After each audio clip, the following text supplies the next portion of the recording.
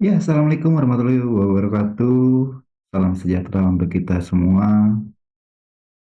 Salam ekonomi kerakyatan. Ya, Bapak Ibu, saudara-saudari sekalian, pada kesempatan ini kita mulai masuk pada materi bagaimana caranya kita menggunakan modul add-on dari sistem inti tata kelola koperasi yang kita sebut sebagai satu kesatuan sistem yang disebut IC Core System. Ya, IC Core System ini adalah singkatan dari Integrated Cooperative Core System. Jadi, sistem inti tata kelola koperasi yang terintegrasi. Seperti pada materi sebelumnya, sebaiknya sebelum Bapak Ibu mempelajari materi ini, Bapak Ibu pelajari dulu materi sebelumnya mengenai pengenalan sistem DCN. Nah, materi ini adalah materi kedua untuk Bapak Ibu bisa memahami langkah dari IC Core System. Ya, untuk Bapak Ibu bisa menggunakan sistem tata kelola koperasi dan sistem unit usaha di sistem yang dikembangkan oleh DCN Indonesia, ada beberapa langkah yang perlu Bapak Ibu lakukan agar Bapak Ibu bisa menggunakan sistem ini dengan baik dan benar. Ibarat Bapak Ibu membawa mobil, Bapak Ibu beli mobil baru, Bapak Ibu harus tahu dulu cara membawa mobilnya. Nah, langkahnya seperti apa? Yang pertama adalah pelajari dan kenali dulu IC Core System itu apa. Nah, di sesi ini untuk Bapak Ibu bisa mempelajari apa itu IC Core System. Setelah Bapak Ibu sudah mempelajari, sudah mengetahui tentang bagaimana IC Core System ini, kita masuk ke tahapan berikutnya adalah pengaturan sistem. Di pengaturan sistem ini perlu Bapak Ibu atur dulu sistemnya sesuai dengan kebutuhan Bapak Ibu sekalian. Jadi koperasi itu, masing-masing koperasi itu unik, sehingga perlu disesuaikan sistem ini sesuai dengan kebutuhan dari koperasi Bapak Ibu sekalian. Contoh ketika Bapak Ibu baru mau bawa mobil, Bapak Ibu cocokkan dulu nih kursinya, cocokkan dulu setirnya supaya Bapak Ibu nyaman membawanya. Sesuai dengan kebiasaan dan kebutuhan Bapak Ibu. Sama, di sistem ini juga sama Bapak Ibu atur dulu sistemnya sesuai dengan kebutuhan Bapak Ibu. Setelah Bapak Ibu atur, kemudian Bapak Ibu menentukan pengguna sistemnya. Tentukan pengguna sistemnya, siapa yang akan menggunakan sistemnya. Dibuatkan hak aksesnya untuk bisa menggunakan sistem. Tentunya yang menggunakan sistem juga harus melakukan langkah pertama mempelajari dan mengenali IC Core System. Setelah Bapak Ibu memberikan hak akses kepada orang yang akan mengoperasikan sistem, operator sistem tersebut akan melakukan input data dan transaksi. Nah, dalam penginputan data dan transaksi ini ada kaidah-kaidah yang perlu diperhatikan agar penginputan datanya itu benar. Nanti perlu dipahami betul bagaimana input data dan transaksi. Dari input data dan transaksi yang dilakukan, maka sistem akan melakukan pengolahan data secara otomatis. Akan diolah datanya, sehingga nanti akan menghasilkan laporan. Ini adalah alurnya untuk Bapak Ibu bisa menggunakan IC Core System.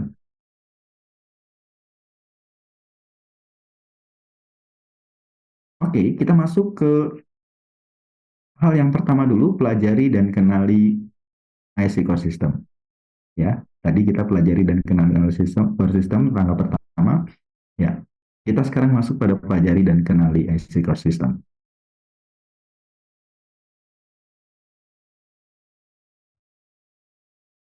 Hal apa sih yang perlu dipelajari dari IC Core System? Ini yang perlu Bapak Ibu pelajari. Yang pertama, Bapak Ibu harus mengenal fitur dari IC Core System itu apa. Jadi Bapak Ibu tahu dulu, oh ini namanya setir, oh ini namanya persneleng, oh ini namanya rem, oh ini namanya gas. Sama kalau Bapak Ibu bawa mobil. Di sistem ini Bapak Ibu harus tahu dulu fitur-fiturnya apa saja. Oh, di sini ini yang disebut dengan modul. Oh, ini disebut dengan menu. Oh, di sini yang disebut dengan submenu. Oh, ini detail menu. Modulnya apa saja, menunya apa saja, submenunya apa saja Bapak Ibu perlu pelajari. Kemudian yang berikutnya adalah pelajari pengaturan sistemnya. Setelah Bapak Ibu mengenal fiturnya, langkah berikutnya Bapak Ibu pelajari pengaturan sistemnya. Bagaimana sih cara saya mengatur kursi supaya saya duduknya nyaman pada saat mengendarai mobil? Sama.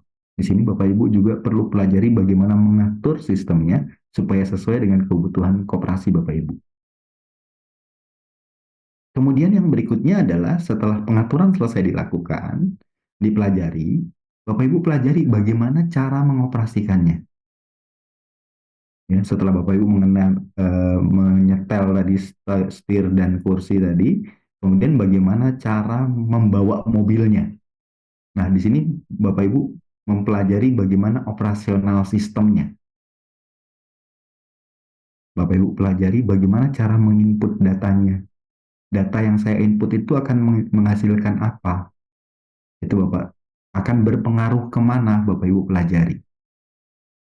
Kemudian yang berikutnya adalah pelajari penyajian laporan. Kalau misalnya Bapak Ibu sebagai staf, kemudian diminta laporan dari manajer Bapak Ibu mau menyajikan laporan apa, Bapak Ibu lihat, pelajari dulu bagaimana cara menyajikan laporannya, supaya bisa melaporkan sesuai dengan yang diminta.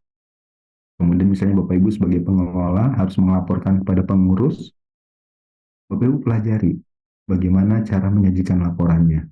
Atau Bapak Ibu sebagai pengurus mau menyajikan laporan kepada pengawas, bagaimana cara menyajikannya.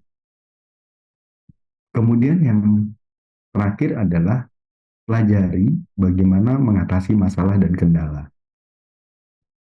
Bapak Ibu perlu tahu masalah dan kendala. Misalnya Bapak Ibu bawa di jalan, kemudian tiba-tiba ada orang nyebrang. Begitu ada orang nyebrang, Bapak Ibu harus ngerem kan, gitu. Nah, berarti ada kendala di jalan itu, harus ngerem. Bagaimana cara ngeremnya Bapak Ibu harus tahu. Bagaimana cara ngeremnya supaya tidak tiba-tiba Bapak Ibu terpental. Berarti remnya jangan mendadak, harus pelan-pelan. Kalau misalnya di sistem juga sama, ketika ada kendala jangan panik, pelajari alurnya pelan-pelan, kemudian lakukan pembenahan dengan baik dan benar. Oke, yang berikutnya kita mengenal dulu fitur dari IC Core System. Kita masuk lebih jauh. Di sini tadi kita langkah pertama adalah mengenal fitur IC Core System. Sekarang kita masuk ke mengenal fitur IC Core System. Untuk bisa mengenal fitur IC Core System, Bapak Ibu harus tahu mengenal tata letaknya terlebih dahulu. Tata letak dari sistem kita. Oh, remnya ada di sebelah sini. Oh, gasnya ada di sebelah sini. Ya. Kemudian, oh ini koplingnya di sini. Bapak Ibu harus tahu dulu. Ya, jangan kau balak-balik. Nanti salah gas, Ibu injaknya rem, harusnya ngerem, Bapak Ibu injaknya gas. Jadi ini perlu dikenal terlebih dahulu. Mengenal tata letak fitur. Kemudian mengenal modul. Apa itu yang disebut dengan modul? Kemudian mengenal menu. Apa itu yang disebut dengan menu? Mengenal submenu. Apa yang disebut dengan submenu dan mengenal detail menu. Apa yang disebut detail menu dan hubungan antara menu, submenu, dan detail menu. Nah, ini Bapak Ibu perlu tahu. Supaya ketika Bapak Ibu klik ini melakukan action di satu detail menu atau submenu atau menu, ini akan berpengaruh ke mana? Gitu. Itu perlu Bapak Ibu pahami terlebih dahulu. Oke.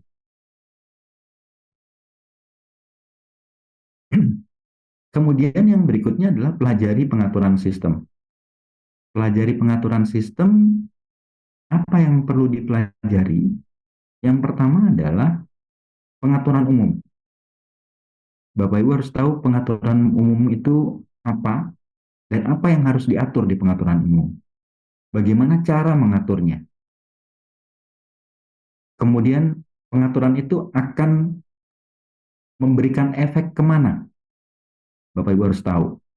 Kemudian yang berikutnya pengaturan modul. Apa itu modul? Kemudian modul ini fungsinya untuk apa? Kemudian pengaturan ini memberikan efek apa? Itu perlu tahu. Dan yang terakhir ada pengaturan menu. Jadi ada 3 pengaturan yang perlu Bapak Ibu atur di awal, pengaturan umum, pengaturan modul, dan pengaturan menu. Oke. Kemudian yang berikutnya adalah pelajari operasional sistem. Oke. Ini saya coba flashback ya supaya Bapak Ibu.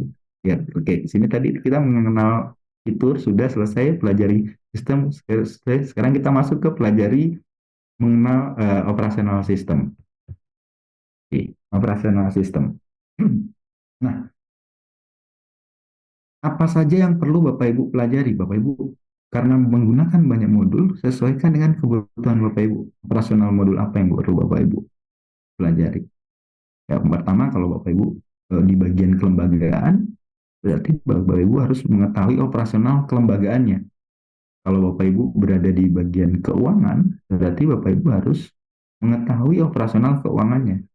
Kalau Bapak Ibu di bidang SDM, berarti Bapak Ibu harus mengetahui operasional HRM. Kemudian kalau Bapak Ibu di bagian unit simpan pinjam, maka Bapak Ibu harus tahu operasional sistem unit simpan pinjam. Kalau Bapak Ibu di bagian aplikasi, berarti Bapak Ibu harus mengetahui bagaimana operasional aplikasi. Oke. Yang berikutnya adalah penyajian laporan. Oke.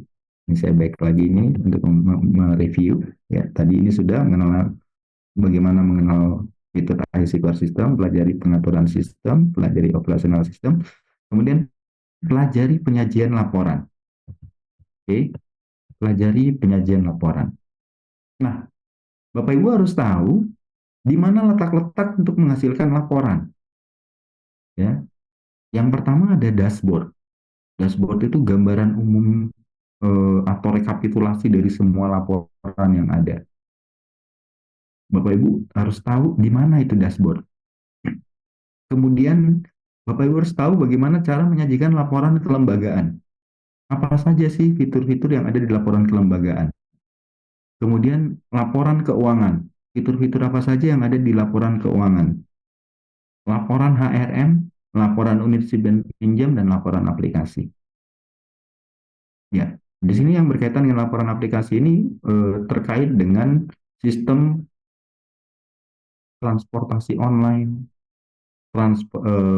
marketplace, dan sistem layanan anggota. Itu ada di sini, laporan aplikasi. Kalau Bapak Ibu menyimak di materi sebelumnya, itu ada sistem marketplace, kemudian ada sistem transportasi online, kemudian ada sistem PPOB, ya, kemudian sistem layanan anggota. Nah, ini di laporan aplikasi. Oke. Yang berikutnya adalah pelajari mengatasi masalah dan kendala.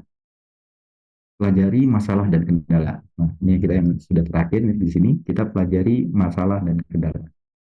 Hal yang perlu dipelajari adalah pelajari mengatasi hal dan masalah dan kendala. Oke, review.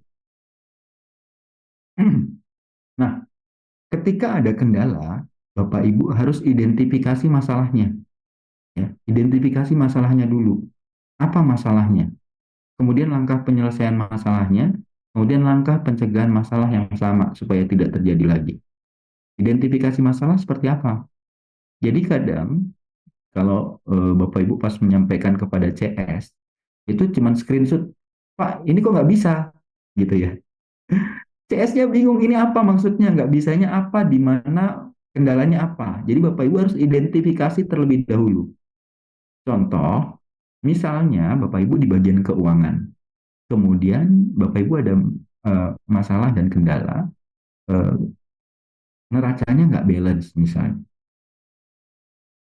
Jadi Bapak Ibu harus jelas masalahnya apa. Yang pertama, Bapak Ibu menyampaikan bahwa ketika saya membuka menu laporan, submenu neraca pada modul keuangan, gitu. Jadi Bapak Ibu jelas identifikasinya. Masalahnya itu ada di mana? Ada di modul apa, kemudian menunya apa, submenunya apa. Kemudian dari situ, pada saat saya membuka detail menu di tanggal sekian sampai tanggal sekian, ternyata neracanya tidak balance. Kira-kira bagaimana ya menyelesaikan kendalanya? Gitu. Nah, dari situ baru kita harus tahu langkah penyelesaian masalahnya. Gitu. Langkahnya gimana? Oke, dari identifikasi tadi, kita bisa menentukan langkah penyelesaiannya gimana. Kalau kita tidak tahu identifikasi masalahnya, kita nggak tahu bagaimana langkah penyelesaiannya. Oke, ketika di situ neracanya tidak balance, berarti alurnya kemana? Dari neraca yang tidak balance itu kita perlu telusuri ke buku besar. Dari buku besar kita telusuri lagi ke jurnal. Nah, di buku besar itu ada kesalahan input atau tidak. Kalau tidak kita cek lagi ke jurnal. Oh, di jurnalnya ini ternyata salah input. Harusnya ini di transaksinya konsolidasi, kita buatnya tidak dikonsolidasi. Contohnya seperti itu. Nanti kita akan bahas nanti konsolidasi itu apa, kita bahas nanti di keuangan. Ini saya cuma memberikan gambaran bagaimana kita mengatasi masalah dan kendala. Jadi tahapan yang pertama identifikasi masalahnya dulu. Kemudian yang kedua, lakukan penyelesaian masalah dengan alur yang benar. Kalau Bapak Ibu sudah memahami di materi yang tadi saya sebutkan di sini, mengenal tata letak modul menu dan yang terakhir ini adalah hubungan antara modul menu, submenu, dan detail menu. Ketika ada masalah, Bapak Ibu bisa menyelesaikan sendiri masalahnya. Oke, okay?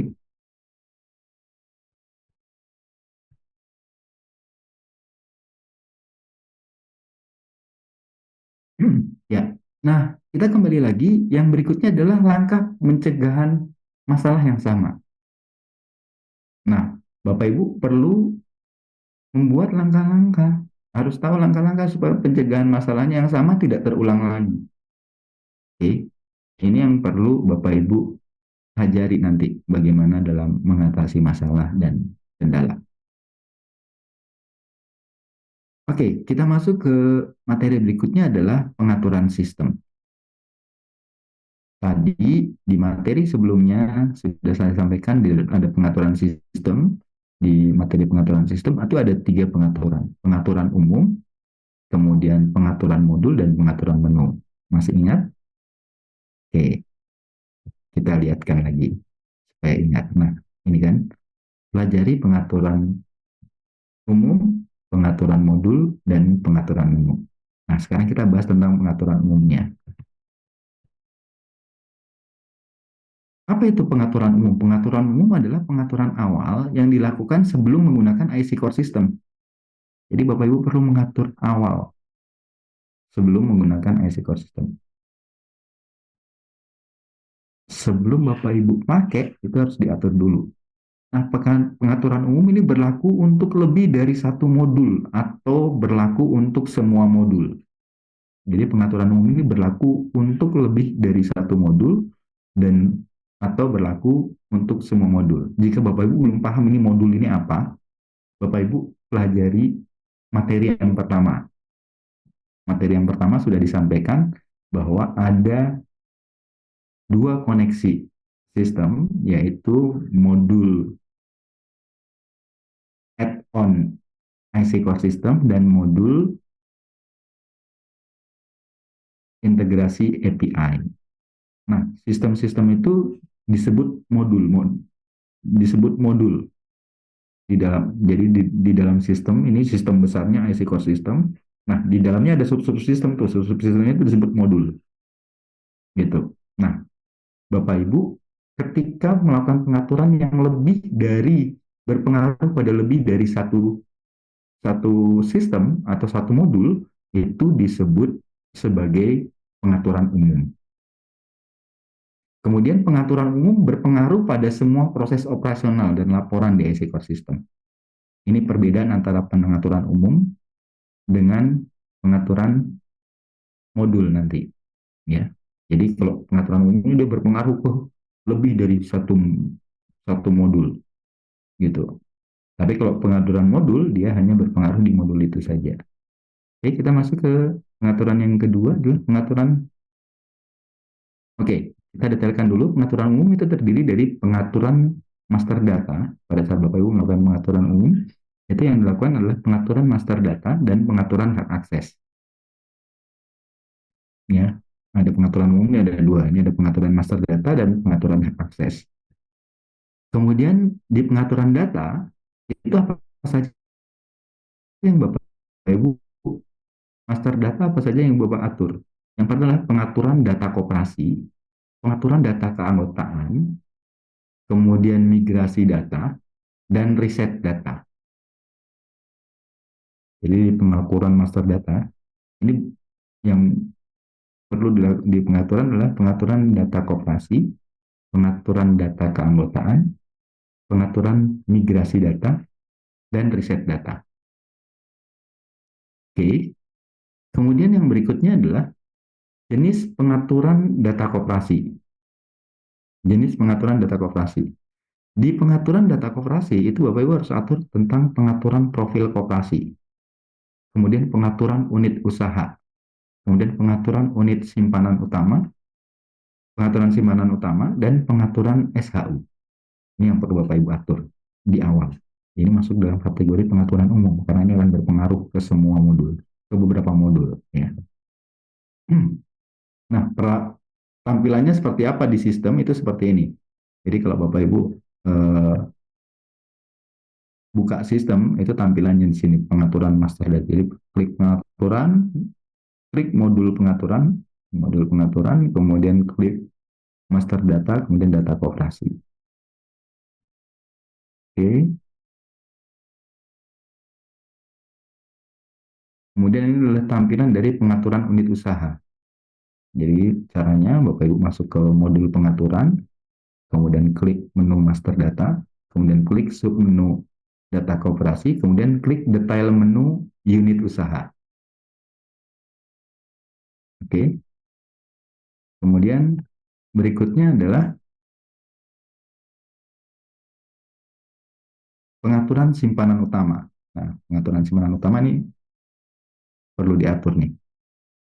Caranya bagaimana? Caranya Bapak Ibu klik modul pengaturan, kemudian menu master data, kemudian submenu data koperasi, kemudian detail menu simpanan. Kemudian diatur. Ini adalah tampilan dari pengaturan SHU.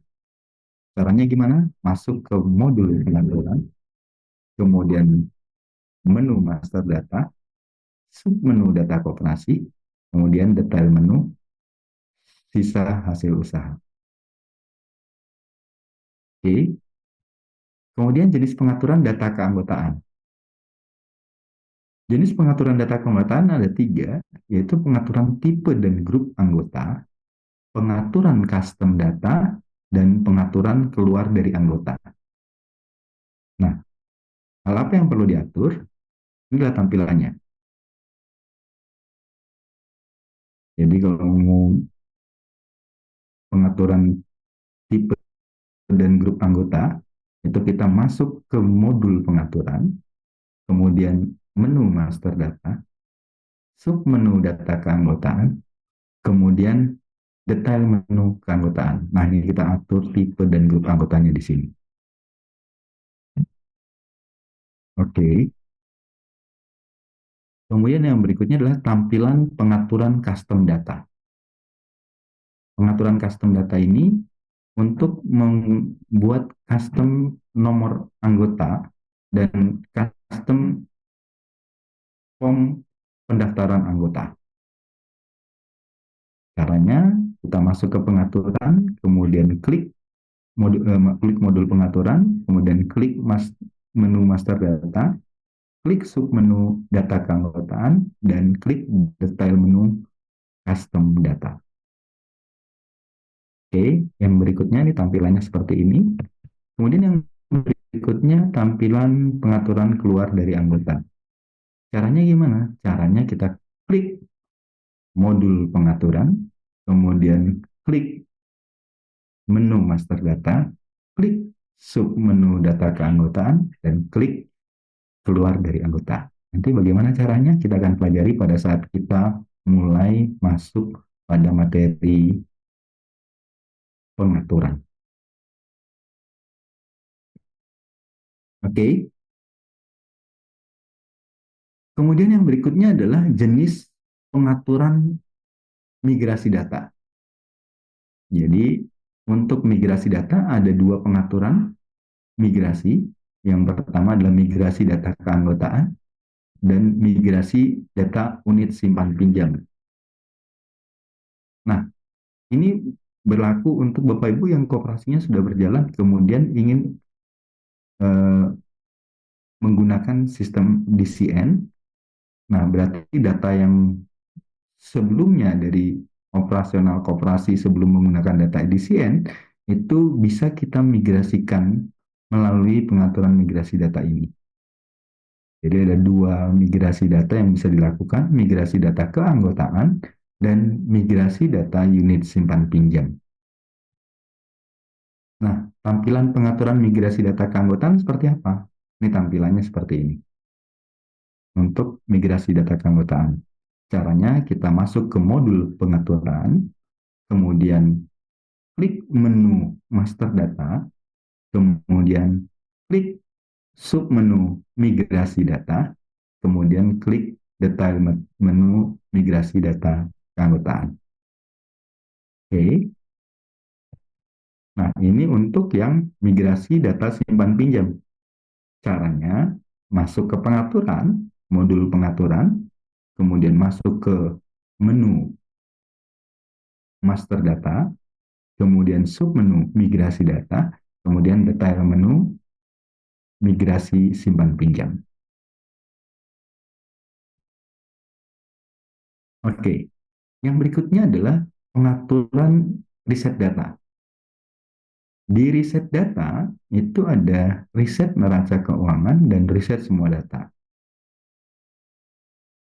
Nah, di riset neraca keuangan itu ada berbagai macam, ada riset neraca konsolidasi, riset